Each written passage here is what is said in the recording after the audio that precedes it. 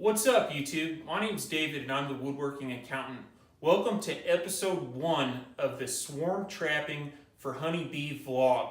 On today's episode, I'm going to answer 3 questions. 1, what is swarm trapping? 2, why would you want to trap a swarm of honeybees? And 3, how would you build a swarm trap?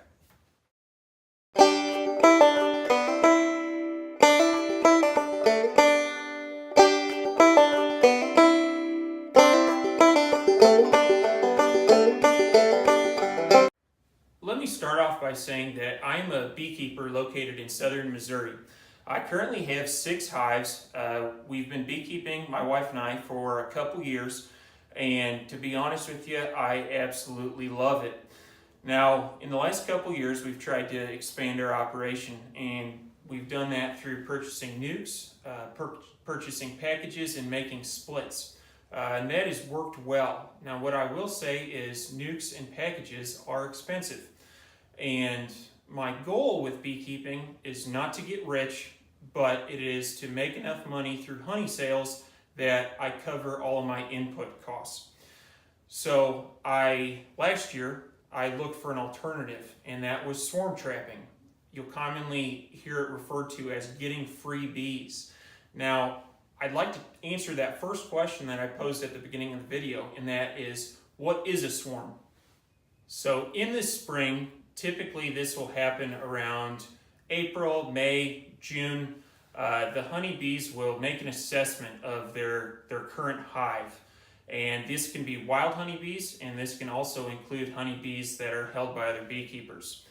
Oftentimes, the queen will lay more eggs and the population will grow to a point where they are exceeding capacity. And at that time, the bees will decide that either the entire hive or half the hive is going to go find a new home. And that is where swarm trapping comes in. What we're going to do today is build that new home.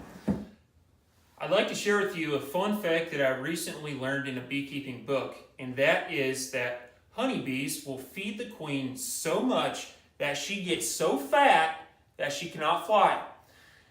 The bees do this to ensure that they have a queen that is laying in the hive and that there are going to be future generations of honeybees to come.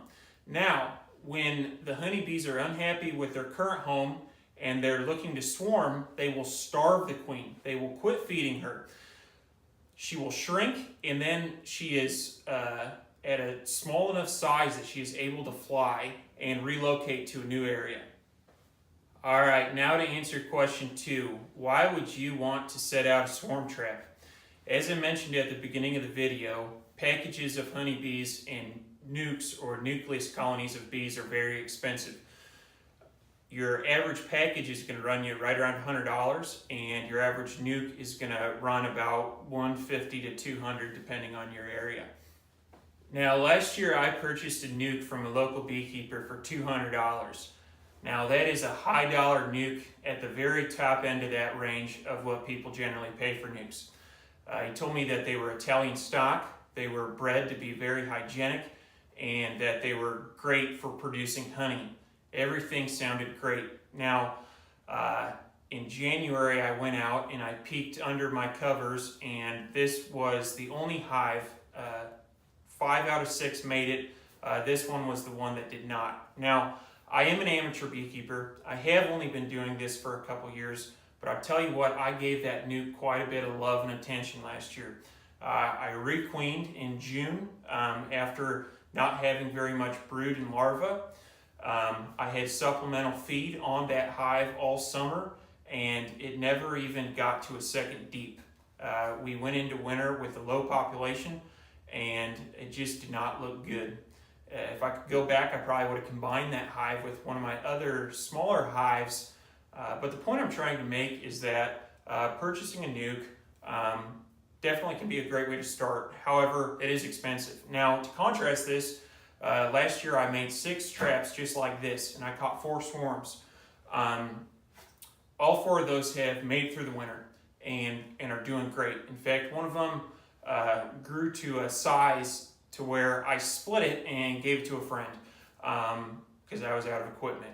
But these bees are typically wild. They've made it through the winter, and I think of them as survival stock. And so, not to say that swarms are better, but in my experience, in my limited experience, they have worked really well for me.